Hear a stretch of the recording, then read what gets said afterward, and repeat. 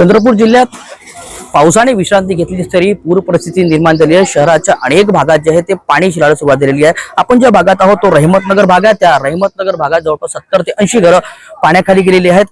प्रशासनाने रात्रीच ही सगळ्या प्रसंगावर बघून रेस्क्यू ऑपरेशन राबवला। जवळपास 40 घरांना रेस्क्यू करण्यात आला। पण जे वरवट असो, सहारा पार्क असो आणि रहिमतनगर आणि बरेच लोक त्या ठिकाणी अडकले होते। यासोबतच महत्त्वाचं म्हणजे जे सखल भाग आहे, जे झरपट किंवा इरई या नदीच्या जवळ असलेले जे गाव आहेत ते त्या घरांमध्ये मोठ्या प्रमाणात पाणी शिरलेलं आहे। वर्धा नदी जी आहे, यवतमाळमध्ये मोठ्या प्रमाणात पाणी झालेलं आहे। त्यामुळे वर्धा नदी दुथडी भरून वाहत आहे आणि त्याचा बॅक वॉटर जे आहे तो असल्यामुळे झरपट आणि इरई ह्या दोन्ही ठिकाणी जे आहे ते पूर परिस्थिती निर्माण झालेली।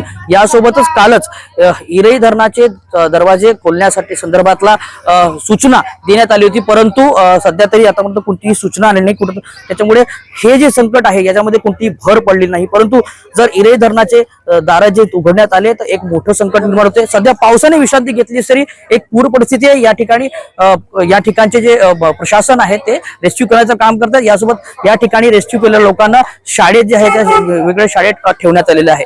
नितीन मराठी, चंद्रपूर।